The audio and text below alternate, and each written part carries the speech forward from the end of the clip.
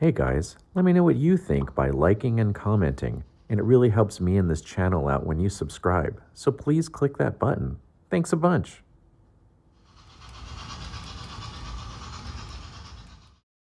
Hey everyone, on today's quick unboxing and review, I'm going to take a look at Hornby's new Farewell Tour LNER Class 43 high-speed train. I'm also going to take a look at what could be a fatal flaw. It might only be in mine, but we'll see how it goes. Stay tuned.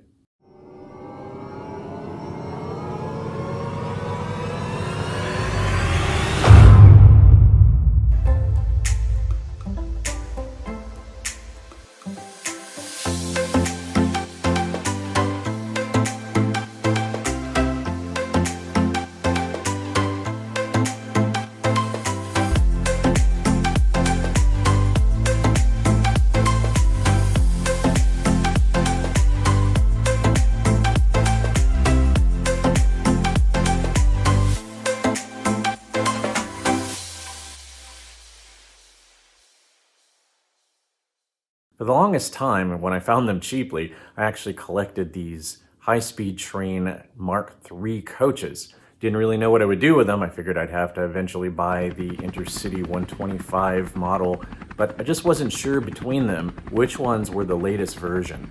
I know for a long time they had a pancake motor in them, and I didn't particularly want that, so I wanted to make sure that I got the most modern drivetrain available.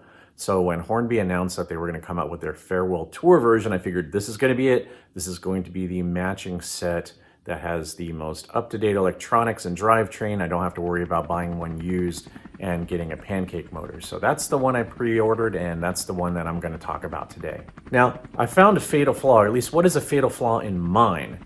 And I've talked to Olivia Trains about it. I'll show that here in a second. They said they've done over 100 of these and they've never had one come back for the problems that I've noticed. Well, that's fine. If you've been watching this channel, you've been following me, you'll notice that I am truly cursed. I think I went out with some Wiccans a long time ago and maybe they didn't like the way that it all ended, and now I'm finally paying the price for that. And I can own that, fair enough. But for some reason, bad models have a tendency to find me. But again, I found a fatal flaw in mine, which may or may not be one in yours, and so I want to bring it up. Since this isn't an episode of Quirky Consists, I'm not going to go into the history of this, but it looks like British Rail and then LNER ran these continuously from about 1976 to 2019. When they ran the last train, they revinyled it to the original livery, and that's what you see here. It's this actual train that's running now. So this is the model that I have, and it's the train that this commemorates. Part of the reason I ordered from Olivia's is because they have a sound file for this that they made, and it's, I guess, different than just about anything else out there. So I was looking forward to that. I figured as long as they're mucking around in there, they might as well add a driver, and I went ahead and had them have a current keeper and change the cab lighting around a little bit. One of the things that was really obnoxious about this model before I even got it was the fact that I had to pay 52 extra centimeters, goats, whatever this is. I had to pay this because of Hornby price increases. Doesn't matter if I pre-ordered it or not. Nope. Had to pay over, what is this going to be, about 70, 80 bucks on my end? Blah, can't believe it. Well, let's see if I can figure out where that 52 extra talents, gold bars, platinum, palladium, wherever that went, so let's see if we can figure that out here. All right, I can tell after opening the outer box here and taking a look at the inner one that the 52 extra quatloos or whatever they are didn't go into this. It's the standard Hornby box here, the red and pastel yellow. I like these though, they have a nice spiel about it. Again, I'm a retired historian, so anytime I get a spiel about the history of something, I'm generally apt to look for a little while longer. One of the reasons I don't mind paying a little bit extra money and having Olivia's Trains open it up and add something is because that'll give them a chance to take a look at it and to run it to make sure I don't get a bummer model. So that's what I did. You'll see on my Hush Hush that I actually had them install engineer and coal shoveler guy features also. And again, that allows them to open it up. They'll take a look at it and hopefully maybe they'll see if something's wrong before I get it. All right, here are the features from the Olivia's sound module. So I'll do these later for you. You'll be able to hear them. That's pretty neat. I like the fact that the tail and head car have their own sounds. That's something I rarely have. In fact, there's only one other model where I do that. So I think that's going to be pretty cool. Looks like there'll be some pretty neat things to listen to in there.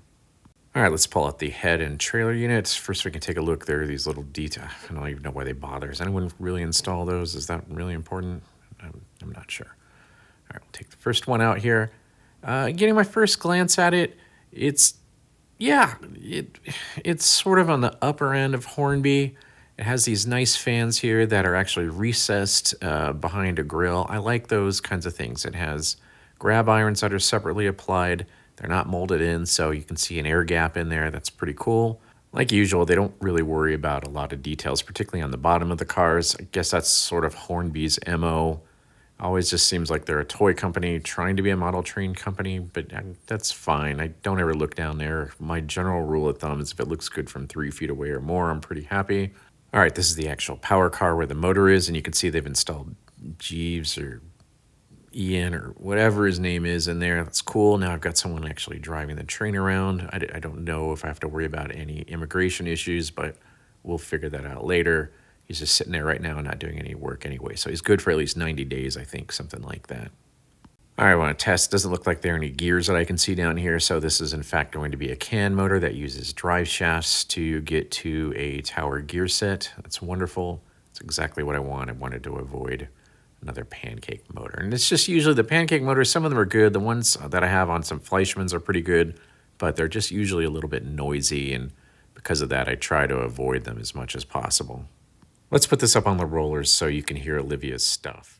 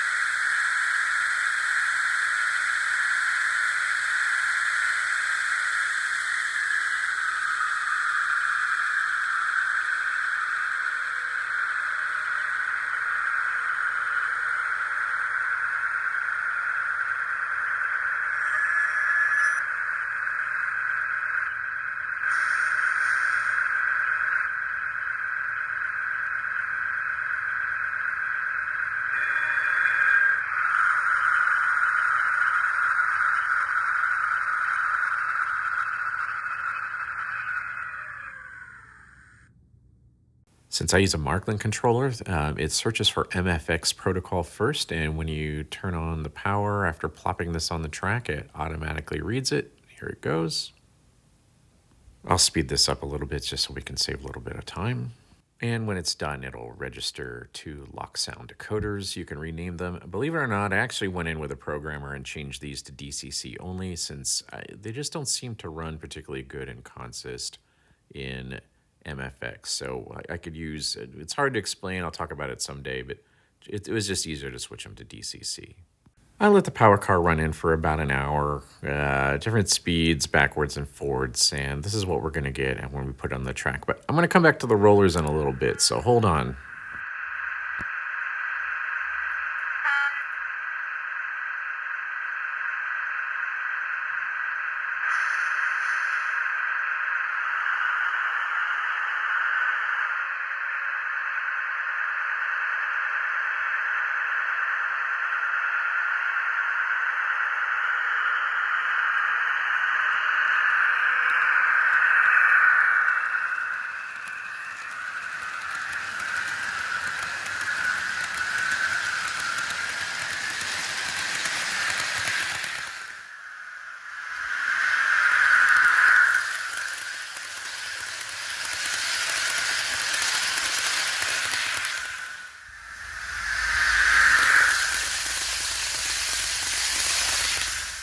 All right, I'm going to enjoy running this, especially when the tail car sounds the same, but there is noticeable looping when it's idle. But right now I want to talk about something else, and I want you to watch this as it's running. Let's take a look at the running video a little more closely.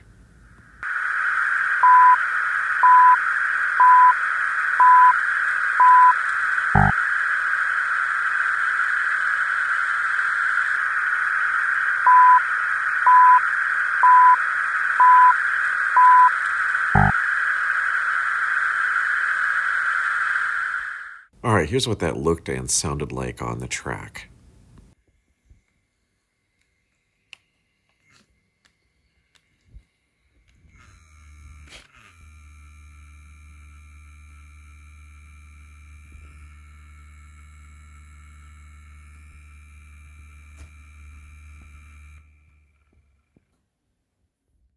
In order to make a really long story short, I didn't want to send this whole thing back to Olivia's trains. It's expensive to ship overseas, so I decided to go ahead and break it down, and here's what I found.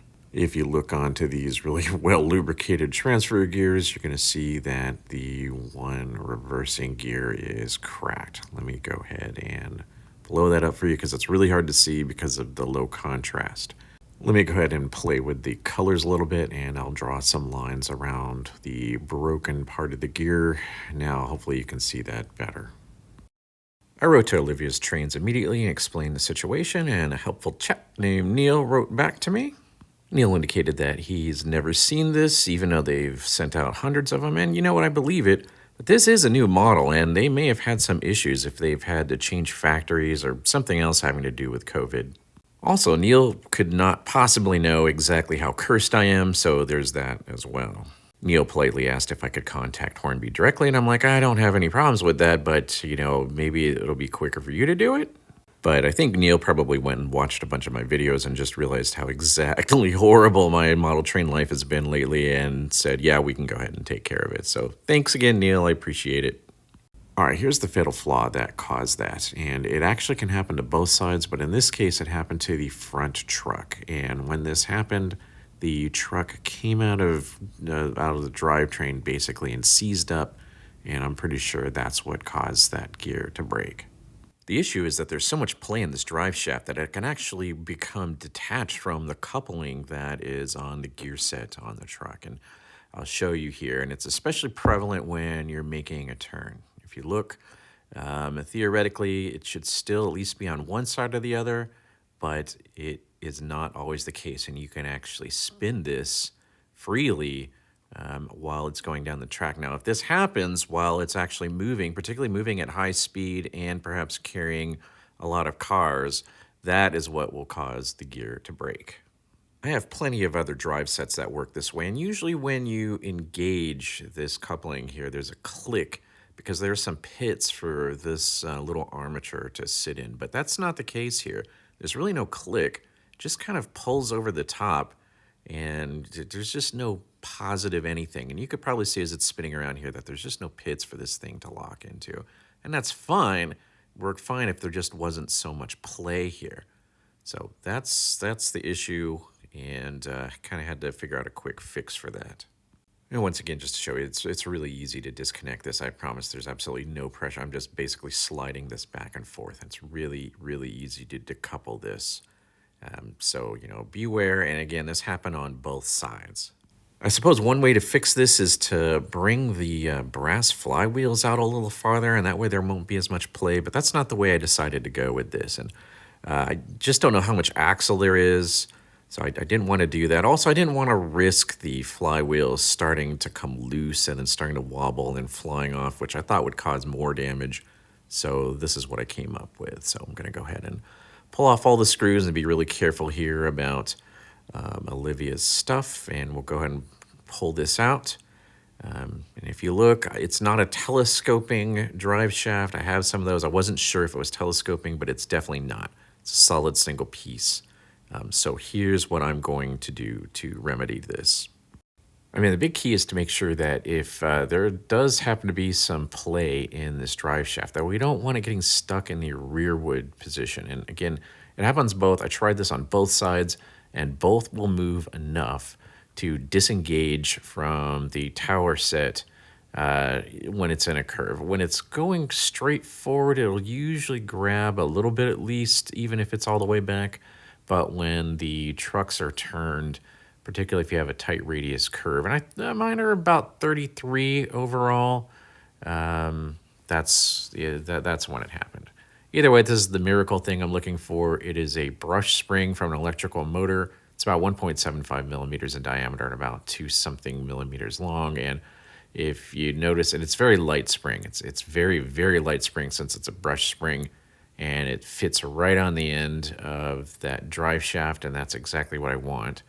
And you don't have to do it this way, but I'm going to go ahead and just put it in there like I was loading a muzzle-loading rifle. It's just big enough to where it actually will not turn sideways. And if you want now, I've got a sprung drive shaft, and that's exactly what I want, so that it will simply not get stuck backwards. And I think this is going to be a really good solution. Again, it's not a very strong spring at all, just enough to barely kind of push it back. And that way, that'll encourage it not to go all the way back. Plus, the spring itself has some mass, right? So you can't compress the spring past a certain point. So that'll also encourage it to stay engaged onto the coupling here, into the tower set. And I think that will solve the problem. Now, this is the truck that has the broken gear, and I did this before I took it apart. This is actually how I found out that there were still problems. I was able to spin this around, but after I don't know how many revolutions, quite a few, it would find a sticking place, and that's how I knew I had more problems. But at this point, I wasn't too worried about that. I figured out, right, I'm going to have to tear the bogie apart. But still, I wanted to go ahead and get this taken care of. Again, this is the same brush spring from the same kit.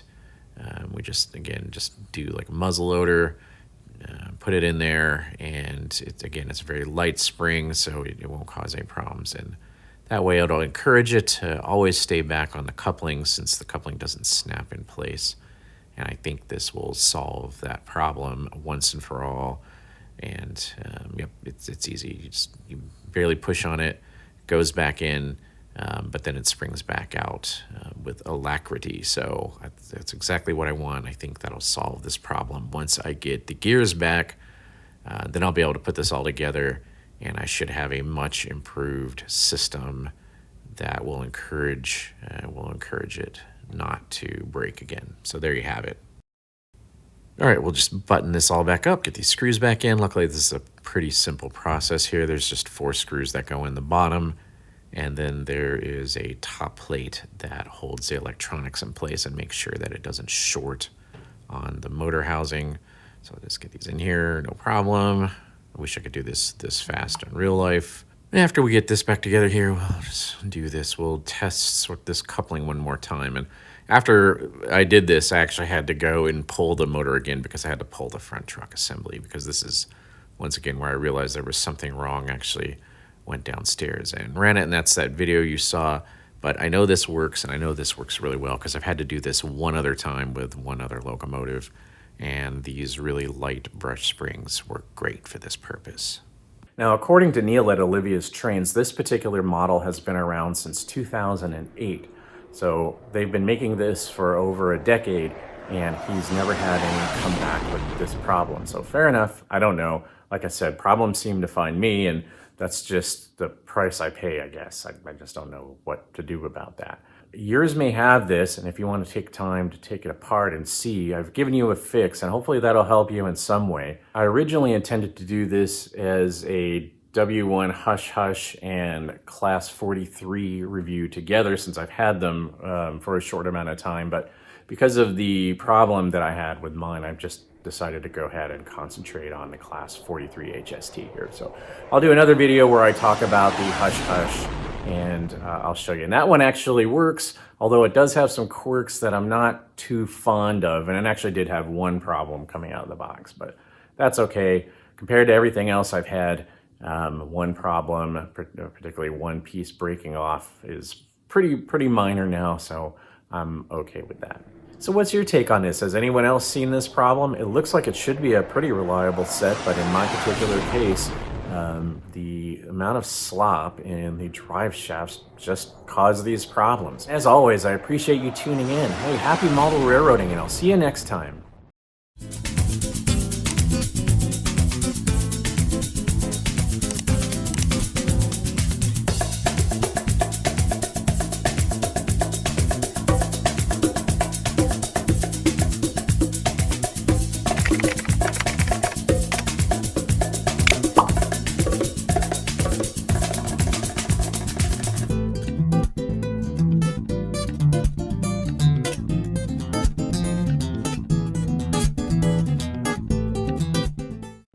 Gosh, maybe do I have some sort of weird Munchausen's by model train going on? Is that a thing? Is anybody, a doctor, can help me? Munchausen's by train?